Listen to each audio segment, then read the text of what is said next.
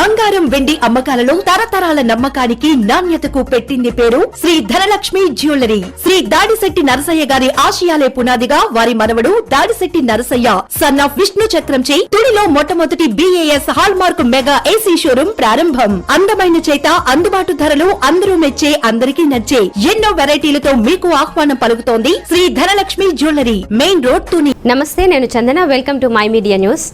పేదోళ్ల సొంతింటి కలను సాకారం చేసేందుకు నివాస స్థలాల పంపిణీ ప్రక్రియ ఉగాది నుంచి ప్రారంభం కాబోతుందని ప్రభుత్వ విప్ తుని ఎమ్మెల్యే యనమల దివ్య తెలిపారు. కోట్లందూరు మండలం ఇండుగుపల్లి గ్రామంలో నిర్వహించిన ప్రజా దర్బార్ కార్యక్రమానికి ప్రజల నుంచి విశేష స్పందన లభించింది. సీనియర్ నేత యనమల రాజేష్ తో కలిసి విచ్చేసిన ఎమ్మెల్యే దివ్య ప్రజా సమస్యలను ఎంతో ఓపికగా విన్నారు. అనేక సమస్యలను అక్కడికక్కడే పరిష్కరించారు. ప్రధాన సమస్యలను అధికారుల దృష్టికి తీసుకువెళ్లి త్వరితగతిన పరిష్కరించాలని ఆదేశించారు. ఈ సందర్భంగా ఆమె మాట్లాడుతూ అర్హతే ప్రామాణికంగా సంక్షేమ పథకాలు అమలు చేస్తున్నామని, రాజకీయాలకు చోటివ్వకుండా పేదోడైతే చాలు సంక్షేమ పథకాలు అందుతాయన్నారు. ఈ కార్యక్రమంలో తెలుగుదేశం నాయకులు, కార్యకర్తలు పెద్ద ఎత్తున పాల్గొన్నారు. ఇవాళ ప్రజా దర్బార్ సందర్భంగా ఇవాళ మీ అందరినీ కూడా కలుసుకోవడం జరిగింది.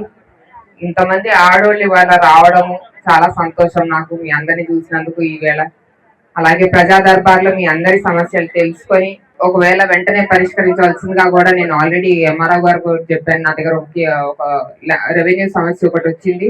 ప్రెసెంట్ మీ ఊర్లో కూడా రీసర్వే అనేది జరుగుతుందని చెప్పారు.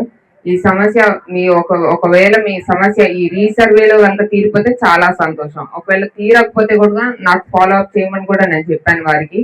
అలాగే రెండోది, పెన్షన్లు వచ్చేసరికి కొత్త పెన్షన్లు ఏవైతే ఉన్నాయో అది రాగానే మీ అందరికీ కూడా నేను తప్పకుండా పెట్టేస్తాను. నా ఒక ఉద్దేశం ఏంటంటే పేద ప్రజలందరూ కూడా బాగుండాలి. పార్టీకి అతీతంగా ఇవాళ మీ పెన్షన్లు పెట్టించే బాధ్యత నాది.